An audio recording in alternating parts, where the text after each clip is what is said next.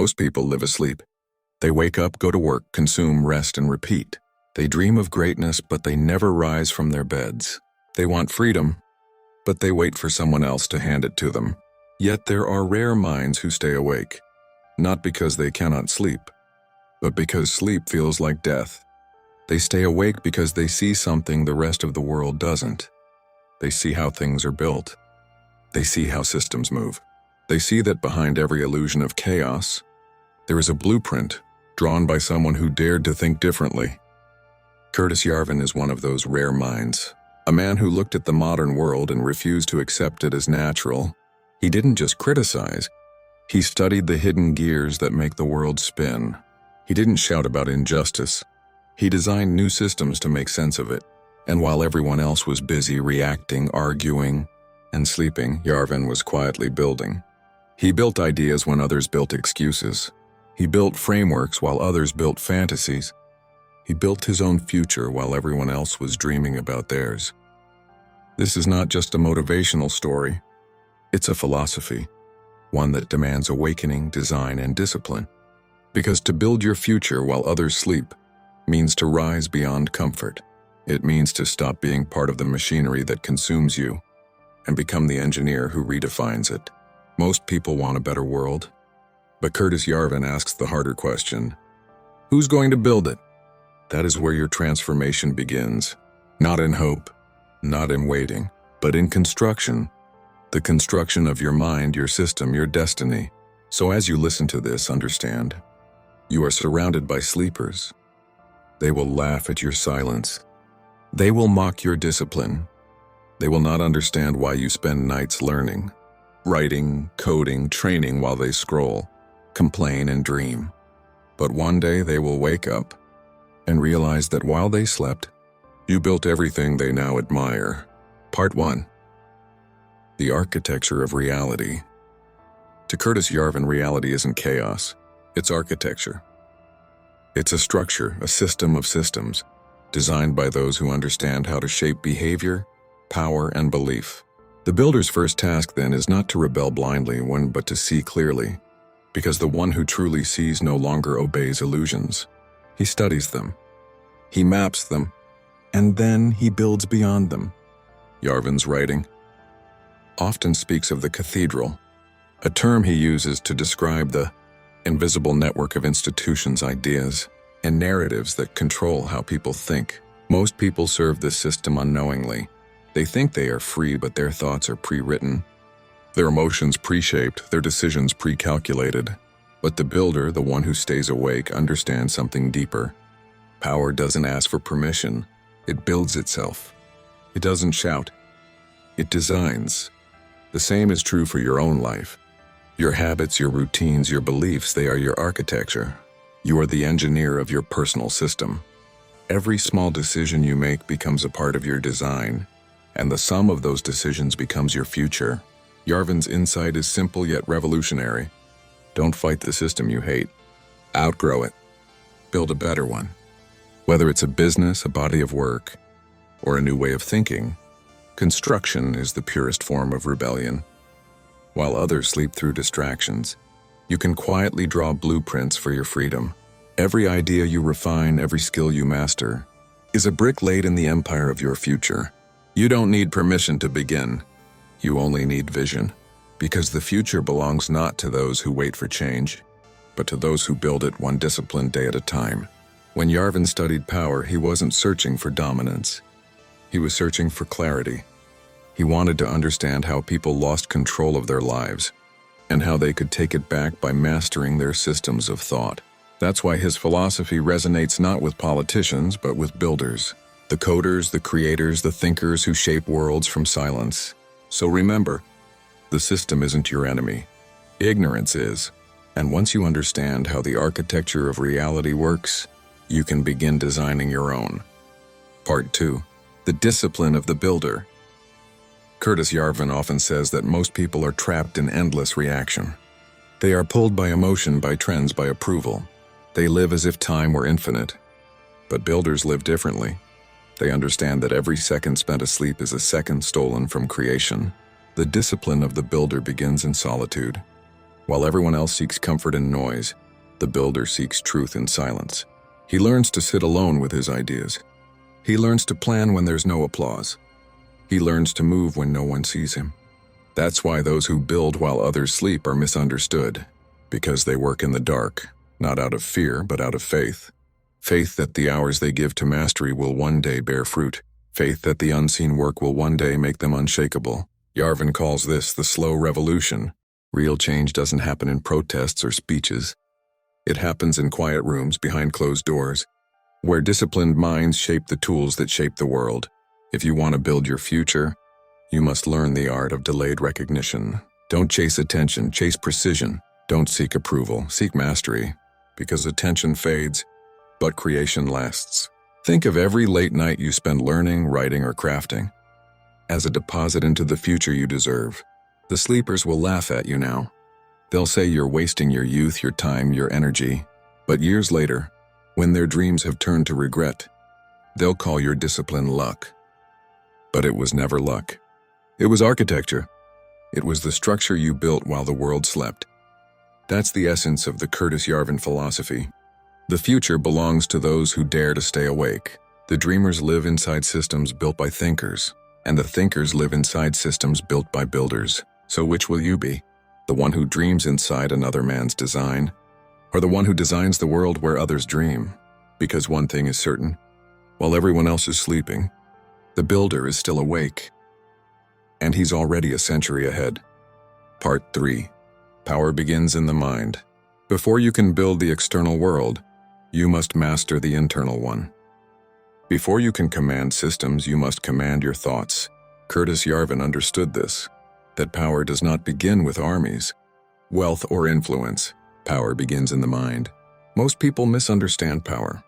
They see it as control over others, domination, or hierarchy. But the true power Yarvin speaks of is clarity, the ability to see through illusion. When you see the world as it is, not as it's told to you, you stop being a pawn in someone else's design. The average person doesn't want power. They want comfort. They don't want truth. They want validation. They will reject hard wisdom if it threatens their peace. They will follow the crowd even when the crowd walks off a cliff. But the builder, the awake mind, chooses differently. He learns that clarity hurts before it heals. He accepts that loneliness is the price of independence. He understands that the mind, once awakened, can never go back to sleep. To build your future while others sleep, you must master your mental sovereignty, the ability to think without fear, to question without apology, and to believe without permission. Yarvin's philosophy teaches that when you let society define your thoughts, you become an echo. But when you define your own thoughts, you become a creator. That is why every system of control begins with the manipulation of thought. The narratives you hear, the trends you follow, the opinions you adopt, they shape the structure of your inner world. If you don't choose your thoughts, someone else already has. So train your mind like a fortress. Let reason guard its gates. Let knowledge be your weapon and discipline your defense. Because once your mind becomes unbreakable, the world can no longer enslave you. Yarvin often wrote that society doesn't collapse from weakness. It collapses from confusion. A people who cannot see clearly will destroy themselves by following illusions. That is why clarity is power and confusion is control. So ask yourself tonight, are you shaping your thoughts or are they shaping you? Are you awake or are you just dreaming inside another man's system? The one who controls his mind controls his destiny. And through that mind, he builds the world to come. Part 4. The System and the Outsider. Curtis Yarvin often spoke of the outsider, the one who does not fit into the machine of modern life. He is the coder who sees the inefficiency in the algorithm, the philosopher who sees the emptiness in modern virtue, the artist who feels alien in a world that praises mediocrity. The outsider is dangerous not because he resists the system, but because he understands it better than those who run it. He knows that every system, political, social, or spiritual, eventually decays when it stops creating and starts controlling. Yarvin looked at our world and saw an empire that had forgotten how to build. We maintain, we manage, we obey, but we no longer create. Our systems are like monuments to our fear of change. We preserve the illusion of progress, while secretly worshiping stagnation. The builder, however, cannot live like this. He is an outsider by nature. He is drawn to what is broken, not to complain about it, but but to rebuild it better. He sees the cracks in civilization not as failures, but as openings for innovation. That is what it means to be awake while others sleep. It is not arrogance, and it is awareness. It is the painful gift of seeing that the world is running on outdated code, and realizing that you were born to rewrite it. But being an outsider comes with a cost. You will be misunderstood. You will be criticized for what others cannot comprehend. The sleepers will call you mad because your eyes are open. Yet this is the paradox of genius. Every great system was once an act of rebellion. Every new order was once a solitary idea whispered in the dark. And those who dared to see beyond the machine were first mocked, then feared, then finally obeyed. So if you feel isolated in your pursuit, understand this. You are not lost. You are evolving. You are crossing the bridge between imitation and creation. And the world that mocks you today will one day live inside the systems you built. Because every outsider, in time, becomes the architect of the new order. Part 5. Building in silence. There's a kind of silence that destroys people. The silence of emptiness, apathy, and wasted time. But there's another kind of silence.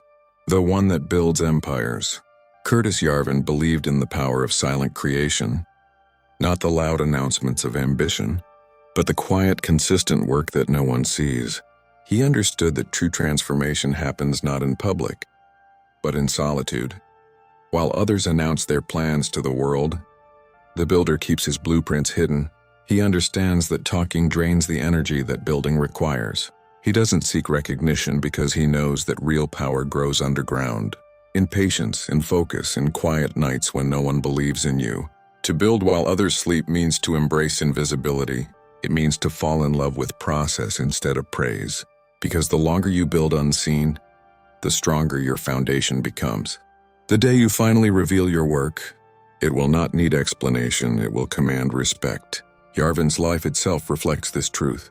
He was never chasing popularity. He was writing, coding, thinking quietly, precisely, relentlessly. His influence spread not through spectacle, but through substance. You must learn this art of silent mastery. Don't announce your goals, achieve them. Don't seek constant validation, seek constant improvement. Let your work speak so loudly that the world has no choice but to listen. Because silence is not weakness, it's incubation. It's where your ideas grow strong enough to survive criticism.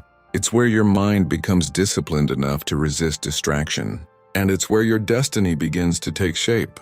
One day when the sleepers wake up, they'll ask how you did it, how you built so much while the rest of them wasted years. You'll smile and say nothing, because they wouldn't understand the silence that made you powerful. So remember this. The loudest dreams fade with time, but the silent builders shape eternity. That's the philosophy of Curtis Yarvin: to work quietly, to build relentlessly, and to emerge when your creation is undeniable. Part 6. The future is built, not found. Most people spend their lives searching for the future. They wait for opportunities to appear, for doors to open, for the right moment to arrive. But Curtis Yarvin would say the future is not something you find. It's something you build. The illusion of waiting is the greatest trap of modern life. We are told to trust the process, to wait for luck, to have patience while doing nothing. We scroll through the successes of others and mistake consumption for creation. But the future does not come to the patient. It comes to the prepared. The builders of the world are not prophets. They are engineers of possibility. They don't predict the future, they construct it, brick by brick, with discipline, strategy, and imagination. That's the essence of Yarvin's message. He looked at civilizations, systems, and technology not as spectators but as builders. He saw how the world rewards those who act before others even awaken. While the crowd debates what's fair, the builder writes the code, drafts the plan, and sets the foundation. The irony of life is this.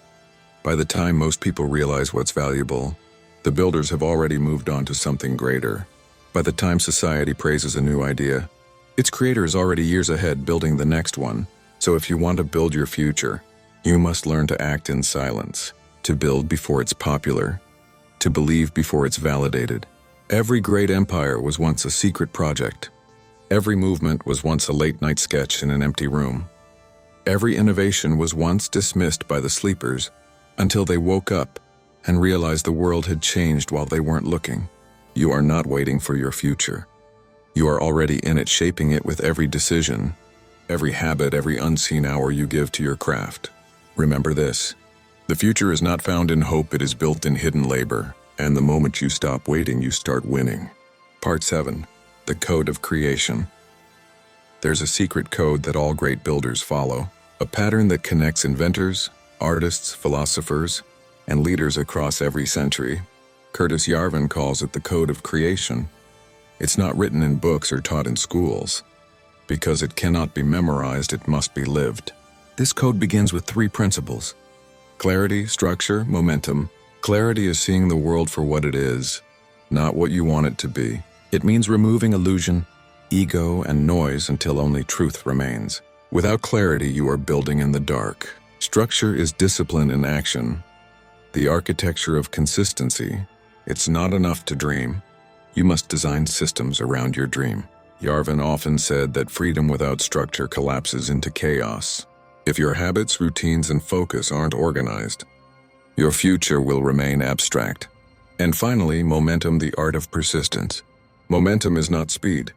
It's direction sustained through resistance. It's waking up one more day, staying awake one more night, and refusing to quit even when no one claps. The Code of Creation is not glamorous.